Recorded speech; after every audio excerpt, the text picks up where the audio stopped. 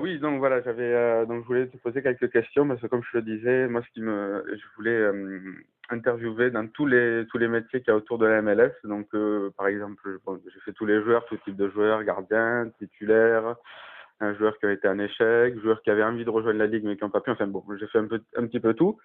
Ouais. Je vais interviewer aussi par exemple l'intendant de Kansas City. Voilà, comme ça je fais tous les métiers. Et donc Ah, je me d'accord, disais, super.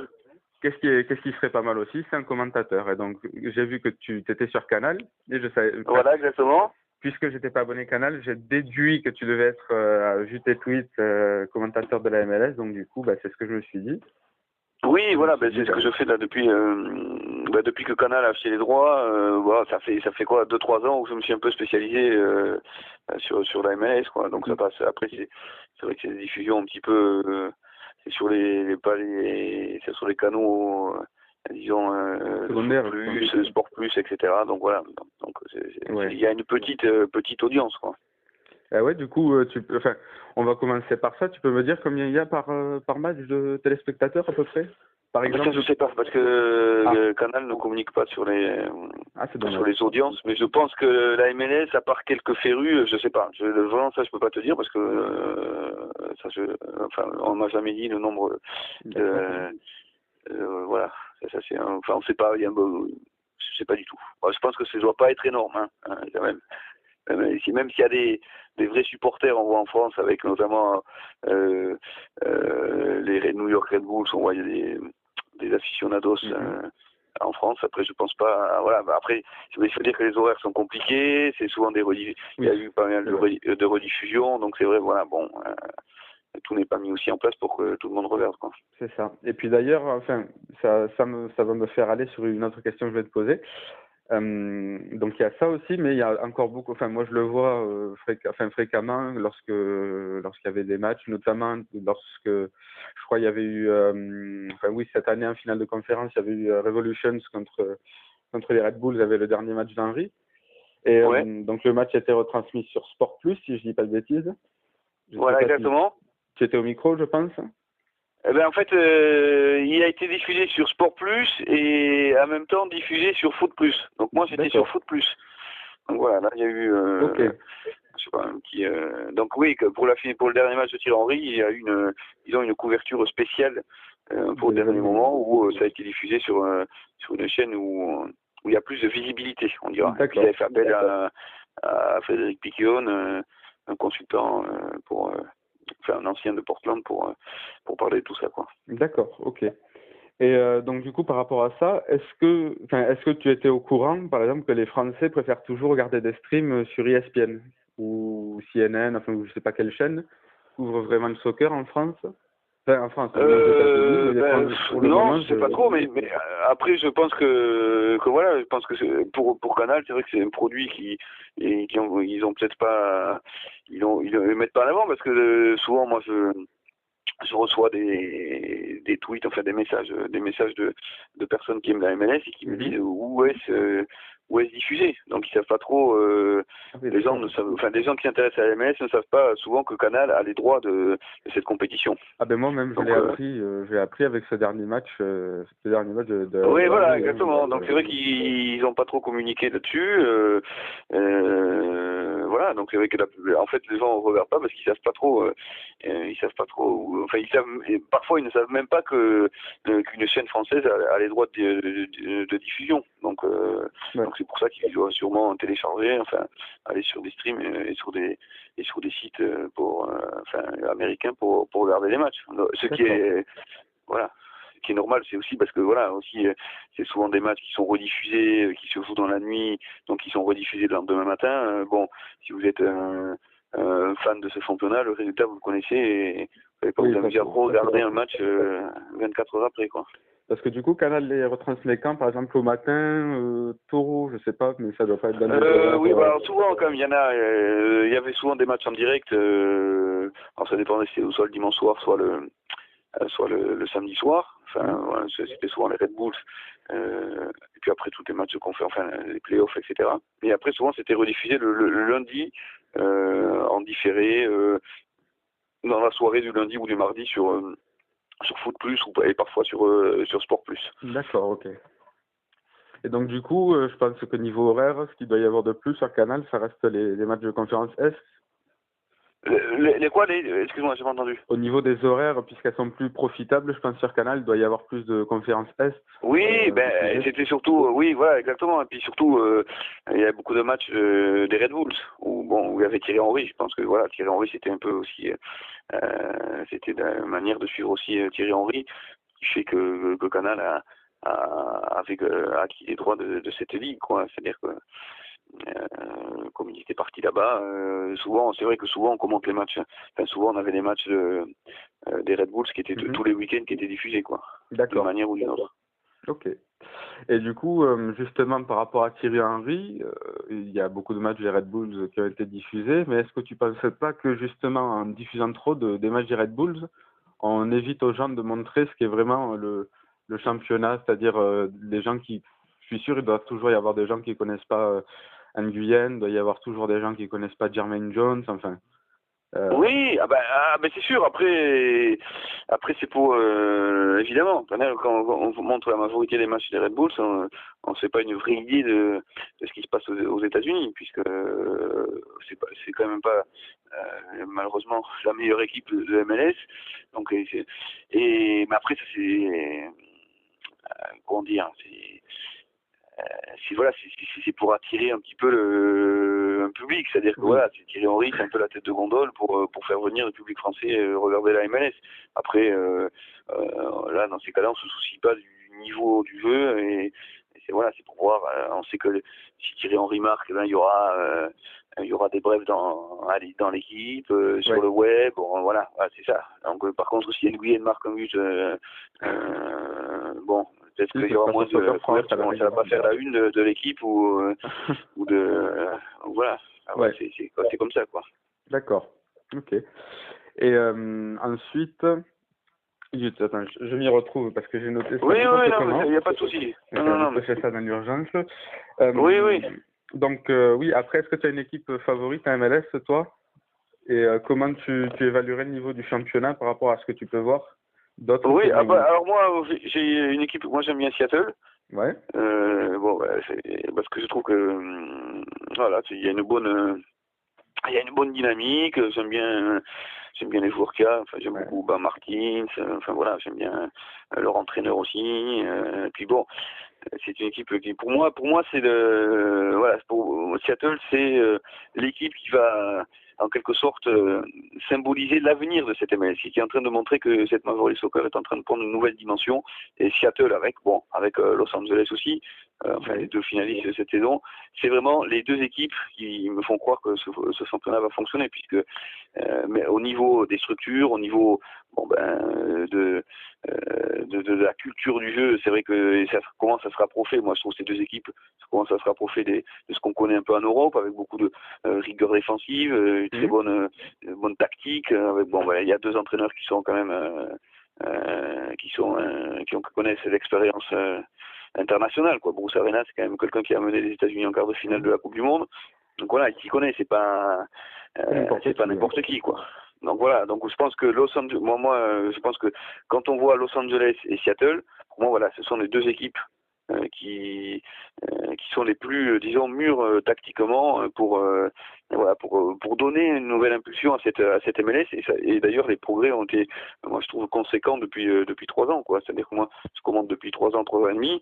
C'est qu'au départ, je trouvais que le niveau, parfois, certains matchs, c'est vraiment différent de ce qu'on voit en Europe, c'est-à-dire qu'il y avait c'était pas très structuré défensivement, des fois il y avait des erreurs en régie du national.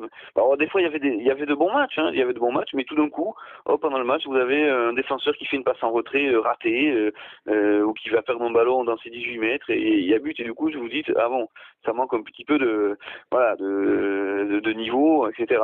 Mais là depuis notamment cette saison, j'ai trouvé que les playoffs là étaient super, quoi. C'était vraiment grosse qualité. Même les Red Bulls qui ont quand même un jeu défaillant, quoi, c'était brouillon quand même, j'ai trouvé cette année. Ouais, c'est très comment dire, les Red Bulls, moi dès que je les vois, il y a beaucoup de déchets, quoi. C'est assez taré, quoi. Oui, Et puis je trouve que voilà, défensivement ils sont pas sereins. Au lavé c'est pas mal, mais Il y a Périnel voilà. sur le banc, quoi, qui pourrait faire quelque chose. Oui, voilà. C'est Ben là, dommage. je crois qu'il va partir. Enfin, ils vont tout changer. C'est Cagliari qui était, je sais pas, ça manquait un petit peu de, voilà, quand vous voyez Marshall à Seattle ou Gonzalez à Los Angeles, Ah oui, là, c'est voilà, sûr. tout de suite c'est d'un niveau supérieur. C'est-à-dire qu'ils font très peu d'erreurs. Ils sont très bons de la tête. Ils sont plutôt, enfin, peut-être pas Gonzalez, mais ils sont quand même rapides. Ils sont toujours bien placés. Vous voyez Jamison Olavé, vous savez que pendant un match, il peut faire une erreur, quoi. Il peut Ah glisser, oui. il peut se louper une tête, même s'il est imposant physiquement, et que c'est un style de joueur que j'aime bien. Et que voilà, puis les Red Bulls. Après, je pense que c'est au niveau de la défense que les Red Bulls n'ont pas été bons, enfin, cette année, enfin, je pense, quoi. Après, oui, donc pour revenir à ce que tu disais, les erreurs de National, est-ce que, je sais pas si tu as regardé la finale de cette année entre les Galaxies et les Rêves, Oui, mais les Rêves, enfin, on le voit sur les deux buts, je dis pas parce que ça c'est pour eux, mais les deux buts qui prennent, enfin, je dis pas parce que je suis pour eux, pardon, les deux buts que prennent les Rêves, c'est vraiment, comme tu dis, les erreurs de National pures. Et je me oui, demande comment une équipe, enfin, c'est une équipe donc que j'ai suivie vraiment toute l'année en particulier parce que je l'aime vraiment, mais avant la finale, on savait qu'il y avait toujours ce genre d'erreur qui pouvait être effectuée, quoi.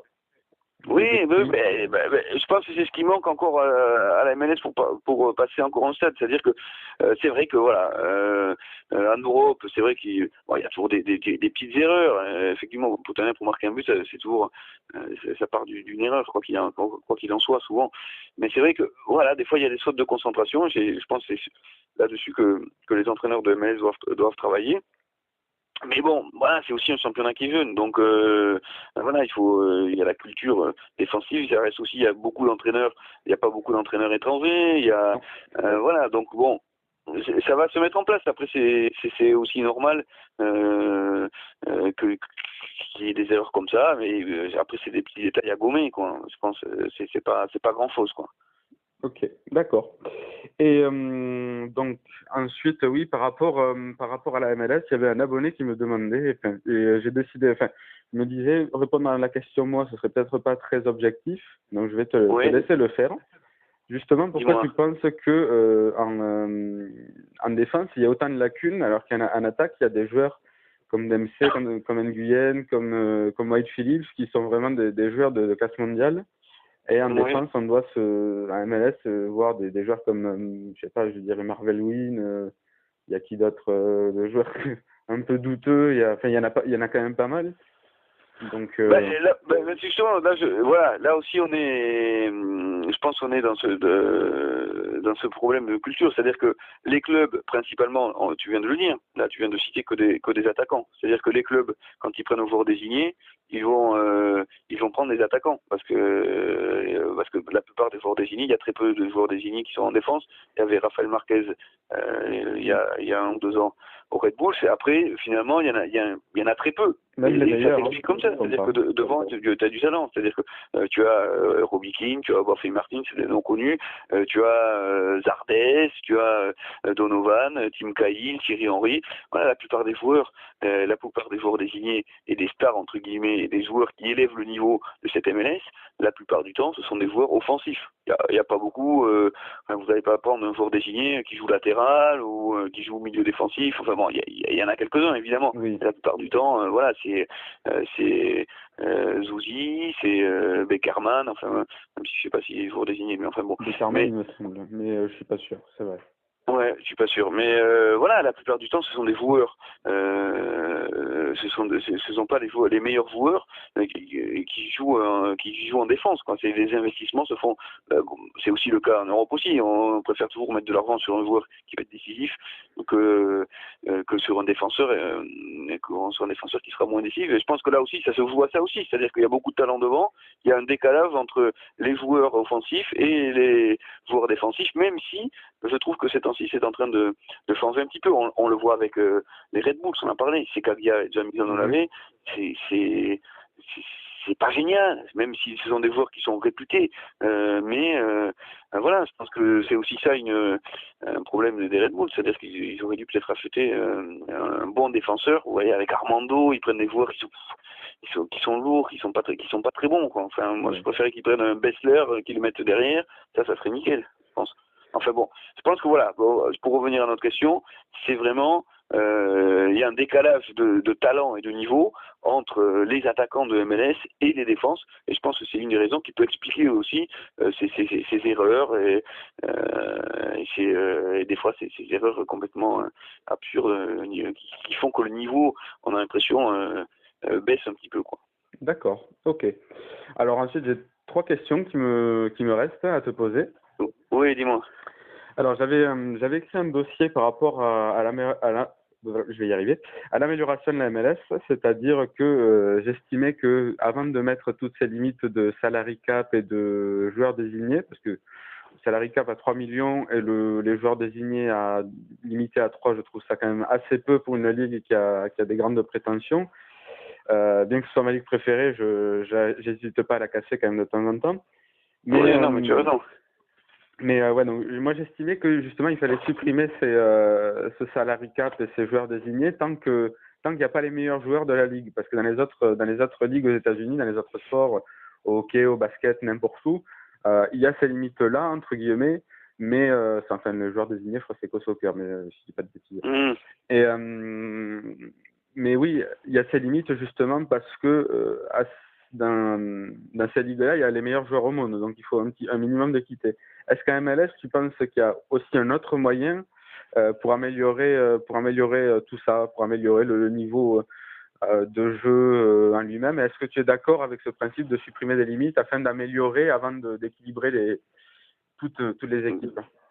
Alors moi déjà, je trouve que le salary cap, tout ça, pour moi c'est super. Je trouve que c'est une très bonne politique. C'est vrai qu'on on a l'habitude en Europe de dire qu'il faut dépenser pour avoir. Donc vous avez des supporters qui vont crier au scandale si le propriétaire ne met pas 20 millions d'euros ou 40 millions d'euros sur un joueur pour améliorer ce résultat. C'est quand même c'est quelque chose, finalement c'est un peu scandaleux. C'est-à-dire que vous avez un homme d'affaires qui va dépenser sans compter, qui va pas avoir retour sur investissement. Quelle entreprise dans le monde peut comme ça dépenser des milliards pour acheter des joueurs et qui retrouvera finalement, parce que si vous achetez un joueur 50 millions d'euros, vous retrouverez jamais un retour sur investissement. Dans 2-3 ans, ça sera. Donc en MLS, ce qui est bien, et je pense que le salary cap, tout ça, c'est-à-dire qu'ils ont été échaudés dans les années 70 avec les New York Cosmos, etc., avec une gestion qui a été catastrophique. Ils ont dépensé des milliards pour quelque chose qui n'a pas pris, et du coup, ils ont mis 25 ans à s'en remettre, en faisant venir des stars. Ils ont fait à l'européenne. On fait venir Beckenbauer, on fait venir Pelé, on essaye de faire un projet un projet virtuel finalement qui repose sur rien, qui repose uniquement sur l'argent qu'on injecte pour essayer de faire tenir une ligue, et finalement ça n'a pas tenu parce qu'il y avait trop de disparités entre les équipes, enfin bon, pour plein de raisons. Sauf que là maintenant Garber, le nouveau président, enfin le nouveau Pygmalion de cette MLS, il a pris le problème à l'envers. Il a dit voilà, en gros, pour avoir une ligue forte, il faut commencer par avoir des stades, avoir des franchises où on va construire des stades entièrement dédiés au football, où on va pouvoir se reposer, et ça aussi c'est intelligent, se reposer sur un berceau, un creuset de supporters, c'est-à-dire qu'il ne va pas construire un stade de 25 000 places ou offrir une franchise dans un endroit où il n'y a pas de supporters, où il n'y a pas de potentiel supporters qui peuvent venir au stade. Voilà. Justement, des petits stades de 20 000 places avec les populations espagnoles, mexicaines, d'origine, enfin voilà, qui apprécient le football. Il est construit un peu partout. Donc ça, c'est intéressant. C'est-à-dire que c'est beaucoup plus pragmatique de ce que nous faisons en Europe. C'est-à-dire que vous retrouvez maintenant en France, par exemple, un stade au Mans, un stade de 25 000 places pour un club qui évolue en division d'honneur, qui fait venir 500 spectateurs par week-end. et vous êtes obligé de faire un stade que les contribuables du Mans sont en train de payer encore pendant je sais pas combien d'années, et finalement où on y voit des courses de motocross et des concerts d'un mec de la Starac. C'est juste scandaleux. Donc, et vous voyez tous les stades qui ont été construits en France, c'est toujours catastrophique avec les clubs. Amiens a construit un stade, il se retrouve en national. Vous avez le Grenoble, vous avez le Havre qui vivote en Ligue 2. C'est incroyable. Donc moi, bon, pour en revenir à notre sujet, je trouve que la politique mise en place par Garber est très bien parce que premièrement, il va construire des stades qui vont permettre à ce club de développer. Après, il y a le système de franchise qui est aussi intéressant et qui devrait être mis en France, ou même partiellement. C'est-à-dire que vous avez des clubs qui vont pouvoir se développer tranquillement, c'est-à-dire sans avoir la pression de descendre en national, de perdre, par exemple, le statut professionnel, comme c'était le cas en France quand on descend des fois en national, de perdre le bénéfice de son centre de formation. Donc ça, c'est quand même important. De se retrouver, de passer d'un budget de 25 millions d'euros et 2 mois plus tard, de se retrouver avec un budget de 12.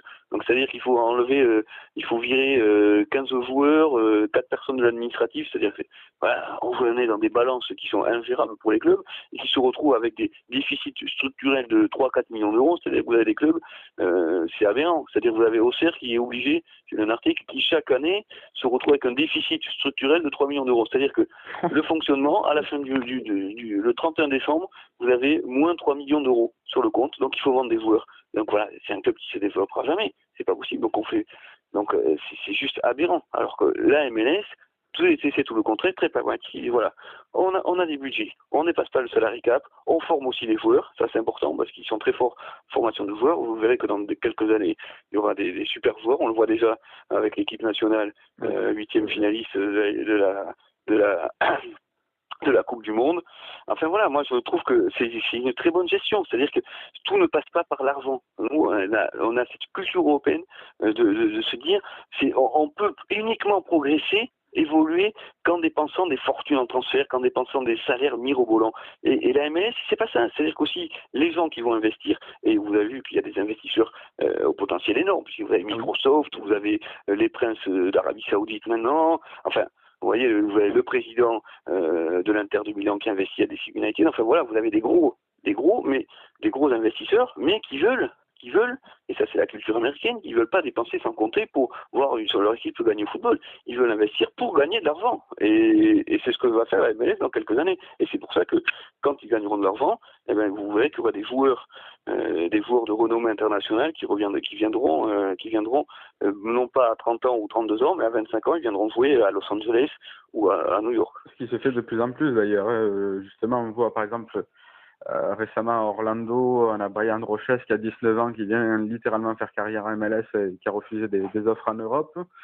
On a Vincent Nogueira qui s'est dit tiens, pourquoi pas la MLS. Enfin bon, on a eu pas mal de trucs comme ça, mais de plus en plus les joueurs viennent y faire carrière et non pas la finir, quoi. Et c'est vraiment pas mal. Non, mais c'est super. Mais c'est aussi ça la politique intelligente, c'est-à-dire qu'aussi il y a cette politique d'MLS de dire on va aussi investir pour permettre aux gens de s'identifier au club. On va refaire venir des internationaux américains.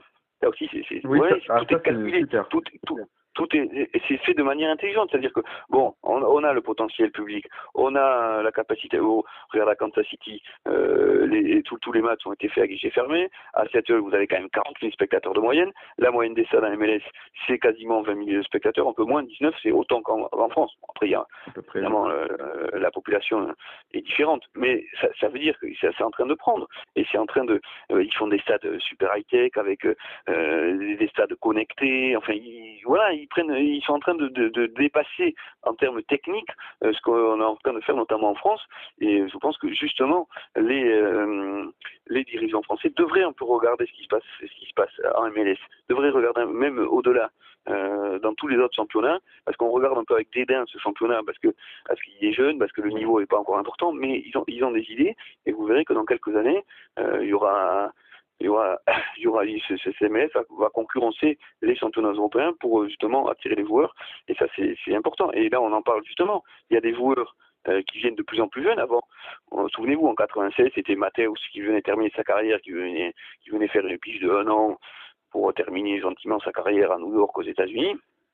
Sauf que maintenant, c'est plus le cas. Vous avez Obafemi Martins qui vient, il avait 28 ans. Ouais. Vous avez, bon, vous parlez de Nogueira, bon, lui c'est un joueur qui est plus moyen, mais vous avez Robbie Keane qui est venu, il avait 30 ans. Enfin, vous voyez, vous avez Jermaine Defoe qui vient, qui espère encore être international anglais. Vous avez, enfin bon, je sais plus, mais bon, vous avez Tim Cahill qui vient aussi, qui est encore international australien, qui est prêt à faire des Coupes du Monde. Là, vous avez Apam qui est venu. Enfin, oui, il y a plein de joueurs qui sont en train de venir, qui sont d'un gros niveau et qui, Bradley. Voilà, Bradley, voilà exactement, voilà, je cherchais Bradley. Enfin voilà, si vous avez et puis aussi maintenant, là il y a ce côté où il y a des jeunes, des joueurs chevronnés qui arrivent, qui espèrent encore être internationaux. Et puis aussi, vous avez, tu en parlais il y a quelques instants, de jeunes joueurs qui viennent en MLS pour continuer leur progression. On le voit avec Hugo Torres qui est resté, qui joue à Houston, qui est un super joueur. Vous avez Fagundes qui est un excellent joueur. Et tout ça fait que voilà, c'est le niveau. Je pense que l'année prochaine, ça va encore remonter d'un cran. En plus avec les nouvelles franchises de New York, de Orlando. Alors bon, il faut toujours se méfier parce que ça met toujours un peu de temps à se mettre en place. Mais bon, vous avez quand même de gros joueurs qui arrivent avec David Villa, avec Kaka. Voilà, ça va encore donner encore un peu plus de poids à cette ligne, quoi. Alors justement, par rapport à Orlando, moi qui suis souvent en contact avec leur président et avec qui je collabore un peu, est-ce que tu penses qu'avec l'effectif d'Orlando, ils ont quand même fait un effectif assez fou pour une franchise qui commence? Avoir Kaka, Colin, Brekchi, peut-être Yannick Diallo qui a joué au TFC il y a quelques années. Donc ils construisent vraiment un bel effectif. Après, il manque de personnes devant. Ils ont juste Cassio et Rochez, ce ne sera pas suffisant. Mais est-ce que, enfin, il y a quelques observateurs qui voient Orlando finir tout en haut du classement. Moi, je suis un peu plus sceptique, même si je dois les représenter, je suis quand même un peu plus sceptique et je le dis. Qu'est-ce que tu en penses, toi, d'Orlando qui puisse gagner la MLS direct? Oh, après, je sais pas, hein, c'est plutôt ce qui fait la beauté du foot. Oui, ça peut arriver, évidemment, mais je pense pas. Franchement, je pense pas. Enfin, ce serait surprenant. Alors, je sais pas si dans l'histoire de la MLS c'est déjà arrivé, je sais pas. Alors déjà, franchise comme ça. Il y a juste, ça s'est arrivé une seule fois qu'une franchise de première année puisse juste atteindre les playoffs. Donc, voilà. Okay. Donc voilà, déjà la stat montre que ça va être compliqué. Après je pense que c'est compliqué parce que voilà, c'est quand même, malgré, même si ce sont des noms, ce sont des bons joueurs, on part de zéro. C'est-à-dire que voilà, c'est un club qui n'existait pas. C'est une franchise qui arrive, on a été obligé de refaire tout un effectif, et je pense que voilà, il va falloir qu'ils travaillent énormément. Après, pourquoi ça peut prendre aussi, hein, ça peut. Mais franchement, c'est difficile d'en parler vu qu'on ne les a pas vu jouer, on ne connaît pas encore tout son effectif. Mais gagner la MLS directement, avec la concurrence des équipes comme Seattle, comme Los Angeles, qui je pense vont encore être au top, avec sûrement des équipes comme Houston qui vont un petit peu revenir, avec non, je pense pas. Ça va être compliqué pour eux. Après, ça peut être une surprise. Bon, mais c'est quand même compliqué de s'avancer en sachant que si on se fixe sur les joueurs, on peut se dire oui, ils vont être. Si on se fixe uniquement sur les joueurs qu'ils ont recrutés, on peut se dire ils peuvent peut-être atteindre les playoffs. Pourquoi pas. Après, aller au-delà, j'en sais rien. Vous savez, s'il y a Kaka qui se blesse pendant les playoffs, après c'est fini. Bon, bref. Enfin bon, c'est compliqué à dire, mais bon, il peut toujours avoir une surprise. C'est vrai pour l'instant, c'est vrai qu'ils construisent un effectif qui est quand même intéressant avec des internationaux américains, avec Kaka. Donc pourquoi pas une surprise, mais aller au bout, ça sera compliqué, je pense. D'accord. Et là, ce sera le dernier sujet sur lequel je vais te questionner par rapport aux pensées des Français sur la MLS. Donc, comme tu disais tout à l'heure, je ne sais plus quel terme tu avais employé, je ne sais plus si c'était dédain peut-être pour la MLS. Oui, dédain, un petit peu. Donc, moi, ce que j'allais te demander, c'est est-ce que, alors déjà, ça sera deux questions. D'abord, donc on a Leandro Griffith qui avait joué à Columbus pendant un an et à Toronto un autre, et qui me disait que la MLS était aujourd'hui valait à peu près la moyenne en Ligue 1. Je veux dire, n'importe quelle équipe de MLS pourrait jouer le ventre mou en Ligue 1. Et ensuite, il y a Jean-Baptiste Pirazzi de San José qui me dit, ex-Ajaccio, qui me disait qu'au niveau que les Français pensent que la MLS n'est pas bonne parce qu'ils ne la connaissent pas et que c'est vraiment un championnat bien sous-coté. Et est-ce que justement tu ressens ça toi au quotidien, toi aussi? Je pense que quand on connaît pas, on estime que si on ne connaît pas, ça veut dire que c'est pas bon niveau. Moi, ça me rappelle aussi le barrage entre la France et l'Ukraine, où tout le monde disait ça va être facile, l'Ukraine, etc. Nanana, et finalement, on s'est rendu compte que c'était plus compliqué que ça. En France, on a tendance à un peu se regarder le nombril, c'est-à-dire que on regarde ce qui se passe en Angleterre, on regarde ce qui se passe un petit peu en Espagne, en Allemagne, on regarde juste le Bayern pour voir. Sauf qu'on ne se rend pas compte que tout autour, il y a plein de championnats qui sont en train de remonter. Et puis on le voit, nous en France, avec l'indice UEFA, où on est 7e maintenant, on est 6e nation européenne. Et on est en train de se dire, mais tiens, finalement, il se passe des choses ailleurs. Bon, et la MLS, la MLS pour eux, c'est un monde étranger. C'est-à-dire que ils connaissent pas. Et, on connaît pas, mais le public ne connaît pas. Mais on a l'impression que les dirigeants ne connaissent pas, puisque vous avez aucun joueur recruté en MLS.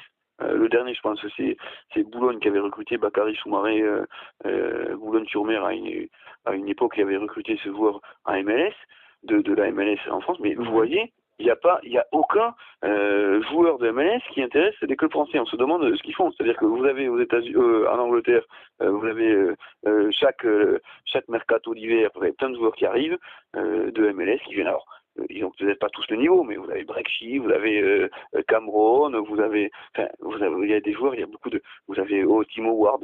En France, il n'y a aucun Américain, à part Bedoya, on l'a dit. Bon, Bedoya qui a été recruté, mais qui voulait pas un MLS avant. Ils jouent en Super Liga, je pense. Un petit peu Ligue 1, je sais plus, dans les championnats scandinaves là. Je sais plus où il était, mais donc voilà, je sais pas, moi un joueur comme DeAndre Yedling, je me dis c'est quand même une opportunité, c'est un joueur qui va exploser, il va être super bon lui. C'est un super joueur, il a 20 ans, hop, c'est Tottenham qui l'a pris. Donc vous allez voir que dans 2-3 ans, ce joueur il va être top. Alors peut-être pas à Tottenham, j'en sais rien. Après on sait jamais, mais on le voit, il suffit de regarder 2 fois pour comprendre que c'est un super joueur. Ou regardez Freddy Montero quand il était à Seattle, il est parti au Sporting de Lisbonne. La première année, ça s'est très bien passé. Bon, après c'est un peu plus compliqué, mais c'est un joueur qui pourrait très bien évoluer en France, et je comprends pas pourquoi nous on regarde pas ce qui se passe un peu ailleurs. Et voilà, et ça je pense que c'est un problème aussi qui est propre à la France, même au niveau de l'organisation. Pourquoi ne pas calquer un petit peu ce qui se fait aux États-Unis? Moi, je suis le premier à le dire. Pourquoi ne pas faire, alors peut-être pas la culture de franchise, mais pourquoi pas faire une ligue presque fermée, c'est-à-dire faire descendre qu'une équipe par saison, mettre en place, pourquoi pas un salary cap. Je sais pas, il y a plein de solutions qui pourraient être intéressantes, et que nous, je sais pas, parce qu'on estime qu'aux États-Unis le niveau est sûrement pas bon, que la gestion est pas bonne. Pourquoi on regarderait pas? Enfin, je sais pas, parce qu'on a un niveau maintenant, on est tellement faible au niveau européen, c'est-à-dire qu'on n'est plus capable, on n'a plus aucun club français qui est quand même capable de gagner une Coupe d'Europe, ce qui est quand même assez incroyable.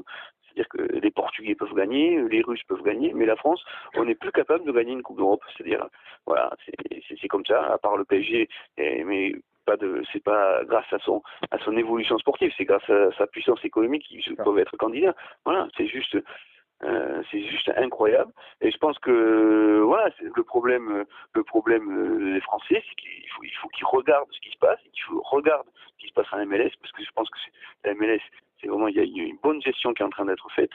Et voilà, je pense que là, je sais plus quelle était la question. Je me suis parti dans un truc. La question exacte, c'était est-ce que tu étais d'accord avec la plupart des joueurs qui m'ont dit que justement en France, la MLS, la première question c'était est-ce que la MLS dans son ensemble était meilleur que la Ligue 1 niveau, il y avait par exemple Leandro Griffith qui me disait que lui sur un LA Galaxy Nantes ou je sais pas, ou LA Galaxy Monaco, Lui, il votait par exemple Galaxy. Et de l'autre côté, il y avait Pirazzi qui me disait, lui, en revanche, que c'était un championnat qui était très très proche de la Ligue 1, voire presque pareil, mais justement, ceux qui disent le contraire sont ceux qui ne regardent pas la MLS. Oui, ben moi je pense. Après, je sais pas. Après le niveau de jeu sont différents. Je sais pas. Les joueurs sont souvent mieux placés pour le dire au niveau de l'intensité, etc. Moi, en tous les cas, cette année, j'ai vu des matchs de play-off qui se rapprochent clairement de ce qui se pratique en Ligue 1. Après, peut-être au niveau de l'intensité, il y a un peu moins d'intensité dans ces matchs. Mais moi, je regarde beaucoup la Ligue 1 aussi. Vous savez, il y a des matchs qui sont moins bien que la MLS. Hein. Vous prenez un Evian Sofo de l'année dernière. C'est quand même pas génial. Mais après, moi, je crois que le niveau, oui, je crois que le niveau, obligatoirement, il va monter. Il va monter puisqu'il y a des bons joueurs, puisqu'il y a de bons entraîneurs, et puisqu'il y a du public. Donc, obligatoirement, il y a un niveau qui va augmenter. Donc ça, c'est mathématique. Plus vous avez de bons joueurs, plus le niveau va s'élever. On va le voir encore cette année avec l'arrivée de bons joueurs. Je pense que un gros travail qui a été effectué la saison dernière avec, vous voyez, quand vous avez un joueur comme Jermaine Jones, tout de suite, ça vous change une équipe. C'est un joueur qui, voilà, il a fait la Ligue des Champions, il est international, il a joué en Angleterre, voilà, vous voyez l'agnac qu'il a, vous voyez, c'est un gars qui galvanise son équipe et qui l'a fait monter d'un cran. On l'a vu cette saison. Quand vous avez un joueur comme Robikin, comme Zardes, vous voyez, Zardes, voilà, Zardes, c'est un nouveau qui est inconnu. Vous parlez de Zardes à n'importe qui à des journalistes, à des entraîneurs, ils ne connaissent pas. Et pourtant, c'est un joueur qui pourrait très bien jouer à Toulouse. Je sais pas, il peut pas être pire que je sais pas moi, que Ben Yedder ou que. Enfin, Ben Yedder peut-être, mais Braithwaite en ce moment, en tout cas, à mon avis, Zardes, il lui met une belle raclée en tout cas. Oui, voilà, ce sont des joueurs. Bon, même peut-être qu'il est peut-être un peu faire, mais vous prenez Omar Gonzalez, qui a largement le niveau de la plupart des joueurs, des défenseurs centrales de Ligue 1. Enfin, Gonzalez, il est meilleur que Tac Alfred, je sais pas. Vous voyez ce que je veux dire? Mais bon, ce que je veux dire, c'est voilà, non, mais c'est un international, il a gagné plein de trucs, il a gagné plein de championnats, c'est un joueur expérimenté, il est rapide, enfin. Et moi, ce que je comprends pas, c'est que pourquoi jamais un club de Ligue 1 ne recrute un joueur de MLS. Ça me paraît, et ça témoigne aussi de cette incapacité à je sais pas, à avoir une vision ouverte. Alors, vous avez vu que Lyon s'intéressait à DeAndre Yedlin à un moment, donc ça m'a fait plaisir. Parce que je m'étais dit, voilà, il y a quand même des gens qui jettent un coup d'œil à ça. Mais le problème, c'est qu'on ne les prend pas à la source. C'est-à-dire que, comme souvent, on va aller recruter des joueurs en première ligue, qui ne jouent pas dans les clubs de première ligue, et qui coûtent très cher, qui sont déjà sûrement à 200 ou 180 000 euros par mois. Donc, disons, ok, vous prenez un joueur comme Ricky Van Wolfswinkel de Saint-Étienne, c'est un super joueur. Sauf que maintenant, le problème, c'est qu'il fallait le prendre à la source quand il évoluait aux Pays-Bas. Là, maintenant, il est allé en première ligue. Bon, ben voilà, là, c'est fini. Une fois qu'il vient en première ligue, ce sont des joueurs il va venir un an, il va repartir. Il va repartir parce qu'il coûte trop cher. Le club ne pourra pas jamais se le payer. Même si c'est un joueur qui n'est pas top, c'est quand même un super joueur. Mais déjà, les moyens sont impossible pour Saint-Etienne de se mettre dessus. Par contre, si vous allez chercher un joueur en MLS, rapidement, vous prenez quelqu'un comme Fagundes, c'est vrai, vous prenez, moi je serais président, Fagundes, je dis voilà, viens, je veux même me prêter. Lyon. Fagundes, ouais, carrément, ouais. Je sais pas, mais voilà, c'est un joueur, il a 19 ans, il est international espoir, vous le prenez, il fait quelques matchs, machin, vous voyez, ça coûte rien, et c'est un joueur moi, j'aime beaucoup, mais il a 19 ans, donc c'est super, vous prenez un mec comme Kubo Torres, c'est incroyable, ça peut être aussi un bon joueur. Bon voilà, donc je pense que je sais pas, ils innovent pas assez, je pense. D'accord. Ben voilà, je crois que tu as tout répondu à ça, et du coup ça va me faire enclencher sur une dernière petite remarque par rapport à ce que tu disais au niveau des joueurs pas chers. Donc tu sais, récemment il y a eu l'affaire Sagnol qui avait dit blablabla, les joueurs africains n'étaient pas chers et tout, performants, blablabla.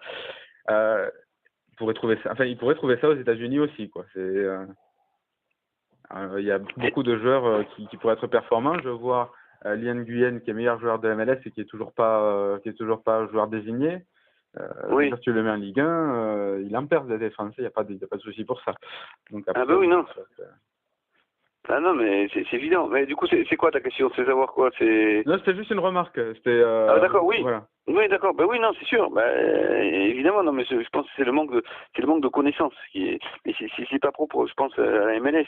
C'est aussi propre à plein de championnats où les clubs français sont beaucoup moins présents. Avant, il y avait, tu prends Auxerre, il y avait une filière polonaise, où il y avait une filière tchèque. Enfin bon, et bon après c'est vrai que je dirais le marché s'est durci avec des clubs qui sont beaucoup plus présents. Donc vous avez qui sont présents partout. Les Allemands, ils sont présents dans les pays de l'Est. C'est vrai que ça c'est compliqué. Les cellules de recrutement sont développées un peu partout. Mais c'est vrai qu'en France, on pourrait trouver des solutions. Mais pourquoi pas créer des systèmes de recrutement à MLS, faire venir, faire des accords. Donc, pour ça, on est un petit peu en retard. Et voilà, enfin bon, ça c'est mon avis personnel, mais je pense que c'est des explications qui font qu'on a un football qui est pas trop qui est moins performant maintenant, quoi. C'est-à-dire qu'on manque d'innovation et peut-être aussi un peu de travail, quoi. C'est-à-dire qu'on se contente de profiter des réseaux un peu africains, puisque bon là on reste encore performant, mais après on va pas trop faire ailleurs. Voilà, on va prendre au péché des joueurs qui sont dans les championnats, qui sont en difficulté dans les championnats un peu dans les top championnats, on va prendre le remplaçant du Bayern, on va prendre le remplaçant de Everton, enfin bon. Alors que ça serait bien peut-être d'aller chercher des joueurs à la source, d'aller voir ce qui se passe vraiment, notamment aux États-Unis, d'aller voir ce qui se passe à Chivas, même si ça n'existe plus, aller voir ce qui se passe à Houston, enfin bon. Bah, ça serait pas mal, je pense. Et ça nous permettrait de découvrir de bons joueurs. Ok.